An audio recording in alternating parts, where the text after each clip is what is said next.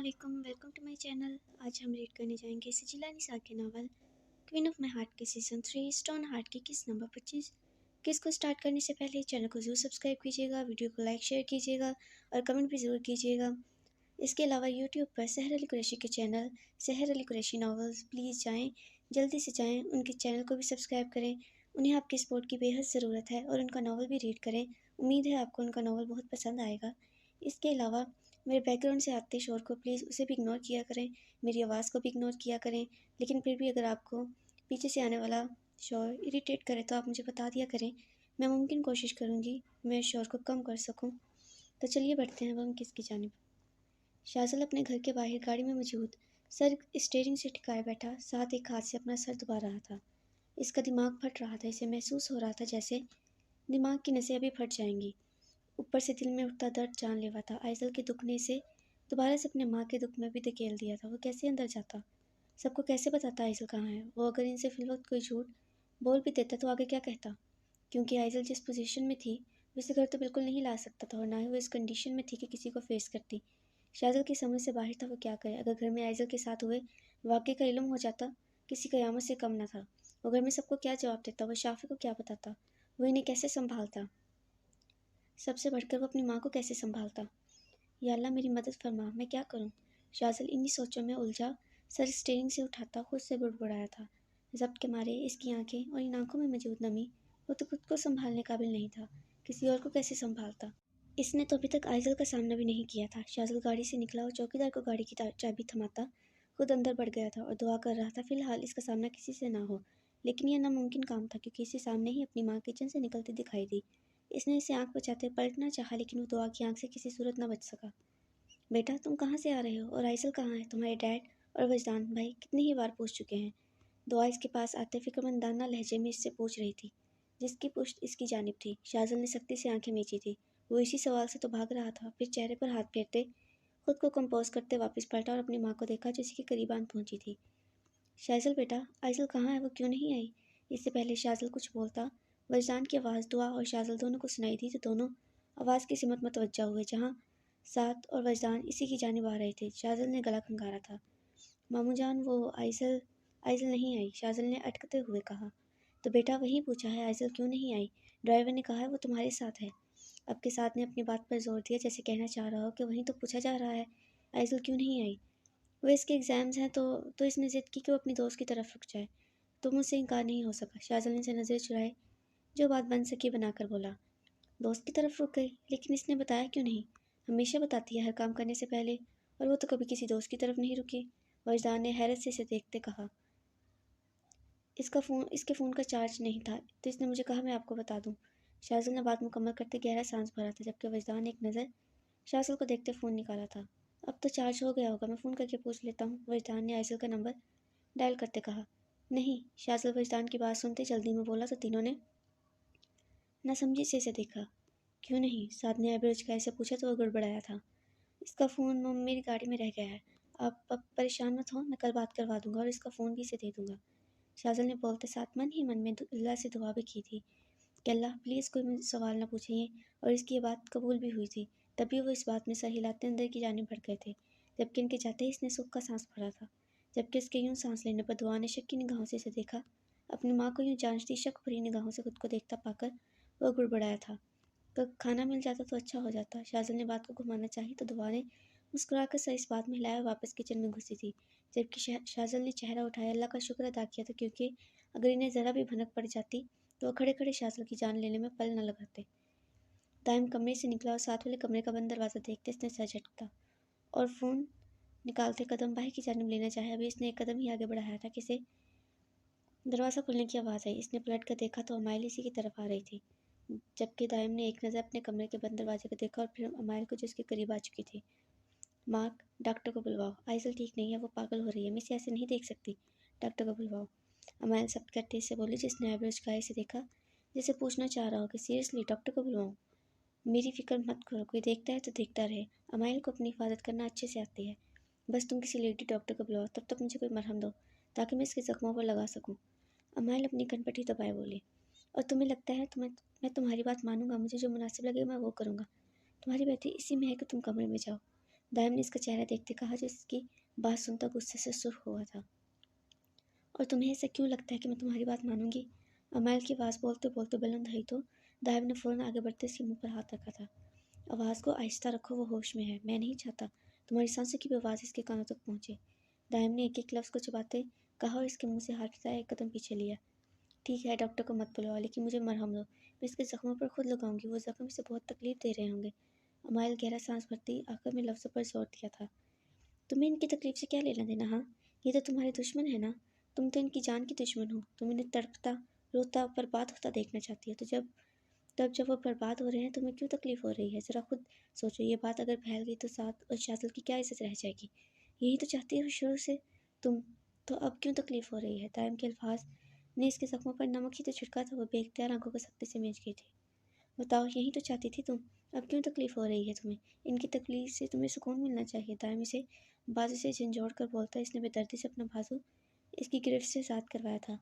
मैं सिर्फ शाज़ल और इसके बाप सास से बदला लेना चाहती हूँ। आइज़ल से मेरी कोई दुश्मनी नहीं। नहीं माइल, नहीं, तुम गलत हो। तुमने कहा था तुम अपने दुश्मनों से बदला लेना चाहती हो। इसके पूरे ख़ानदान से बदला लेना चाहती हो। इनको बर्बाद करते, इनके प्यारों को इनसे छीनना चाहती हो। दायम ने इसके अल्फाजों की तस्दीक की तो इसने खामोशी से दायम को देखा। वो मेरा बदला है, मैं जिससे मर्जी जैसे मर्जी लूँ। तुम्हारे से कोई ताल्लुक नहीं। मरहम दो मुझे। अमाइल ने बात ख़त्म करना चाहिए, लेकिन दायम इसे मज़ीद उलझाना चाहता था। वो चाहता था वो अपने बदले को याद करते यहाँ से फ़िलहाल चली जाए। तो फिर इतने अरसे से मैं क्यों हूँ तुम्हारे साथ? हम क्यों अपने अपने बदले की आग में जलते एक दूसरे की मदद कर रहे हैं? क्यों तुम मेरी मदद मेरे बदले में कर रही हो और क्यों मैं तुम्हारी मदद कर रहा हूँ? दाम भड़क के डरता था, लेकिन वो अपनी आवाज़ और लहजे को आइज़ल की मौजूदगी के बायस आहिस्ता करने की हर मुमकिन कोशिश कर रहा था। मरहम दो, वो मुझे नहीं देख पाएगी। बिलाखिर अमाइल को ही हारना पड़ा। तभी तखन ज़दा लहजे में बोलती पॉकेट से रुमाल निकाले मुंह पर बांधा था। वो तुम्हें पहचान जाएगी, इसने संजीदगी से कहा। नहीं पहचानती। इसे मुझे तकरीबन 4-5 साल का अरसा हो चुका है। जब वो वाक़या मेरे साथ हुआ, आइज़ल तभी यहाँ मौजूद नहीं थी। तुम फिक्र मत करो। अमाइल ने बेहद संजीदगी से कहा तो दायम ने ठंडी आह भरते सर इस बात में हिलाया और दोनों दायम के कमरे में गए थे, जहाँ कमरे में आइज़ल सर तक कंबल लिए सिसक रही थी। इसके वजूद पर कंबल होने के बावजूद इसके जिस्म की लर्जिश वाज़िया थी। अगर ये ऐसे ही रोती रही तो दोबारा अपने होश को बैठेगी, जो इसके लिए बहुत नुकसानदा साबित होगा। दायम ने इसे ट्यूब पकड़ाते मध्यम आवाज़ में कहा, जाने जाने परेशानी से बेड पर लेटे जिसने परेशानी से बेड पर लेटे इस सिसकते वजूद को देखा और इसके करीब जाती बेड पर बैठी इस पर से कंबल हटाया। अमाइल के कंबल हटाने पर वह डर कर दूर हुई थी। इसका चेहरा रोने से बेहद सुर्ख था। आंखों की पुतलियाँ सुर्ख होने के साथ साथ सूज भी चुकी थी। चंद ही घंटों में रंगत ढल सी गई थी। इसे देखकर दोनों की तकलीफ हुई थी। आइज़ल, डरे मत, यकीन रखें मुझ पर। यह आपके ज़ख्मों पर मरहम लगाएगी। आपको इससे सुकून मिलेगा। दायम इसके पास आते इसके करीब बैठते प्यार से बोला, जिसने सहमी नज़रों से सर नफ़ी में हिलाया था। मुझ पर यकीन है ना, मैं आपको कभी नुकसान नहीं पहुंचा सकता। इस मरहम को लगा लें, यह आपके दर्द को सुकून बख्शेगी। और प्लीज़ ऐसे मत रोएं, ये आपके लिए बहुत नुकसानदा है। दायम ने पहले मोहब्बत से बोलते आखिर में रुमाल निकाले इसके आंसू को पोंछना चाहा, जिस पर अपना चेहरा झुका गई थी, जिस पर अपना चेहरा पीछे कर गई थी। इन ज़ख्मों का क्या करूं?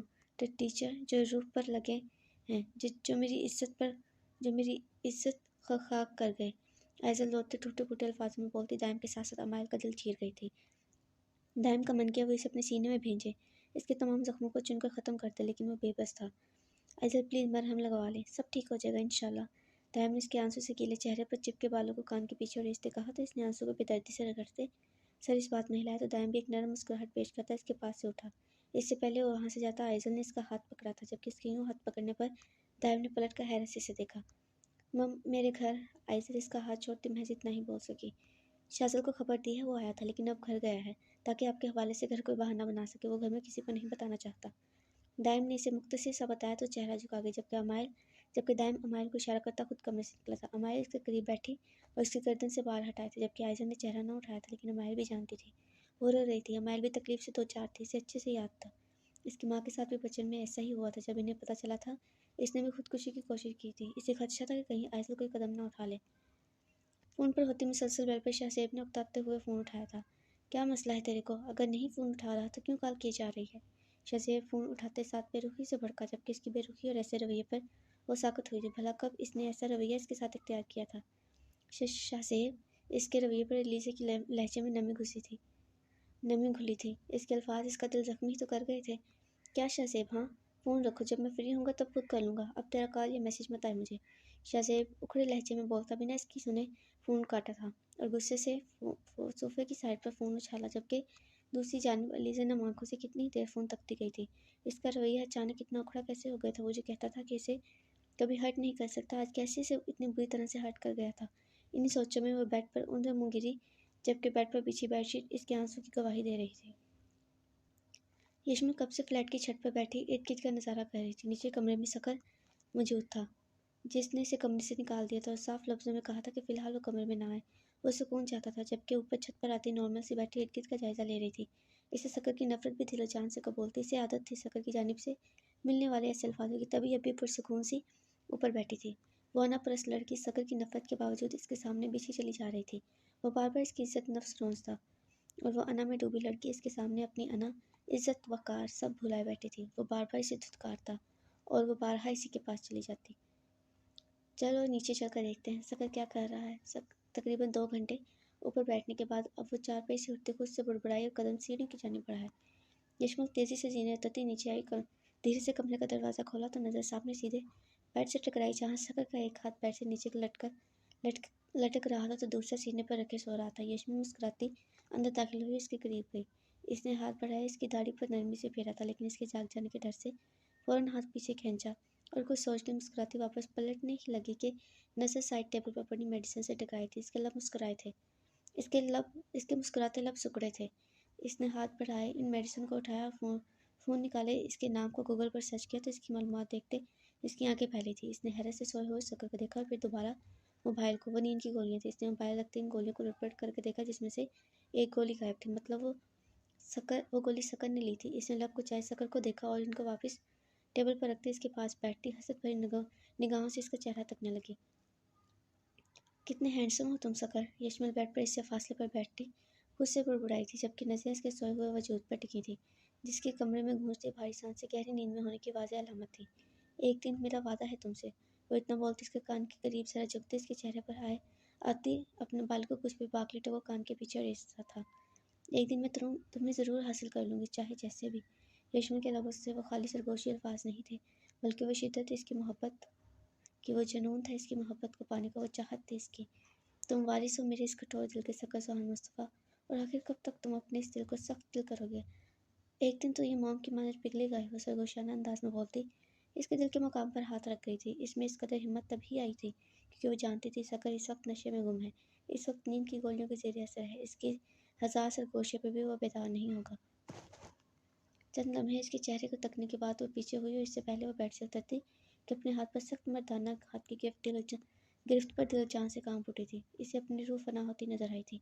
दिल जैसे धड़कना भूल गया हो, और वो वहीं सख्ती से आंखें मीची दुआ करने लगी कि इसका हाथ सकर की गिरफ्त में हरगिज़ न हो।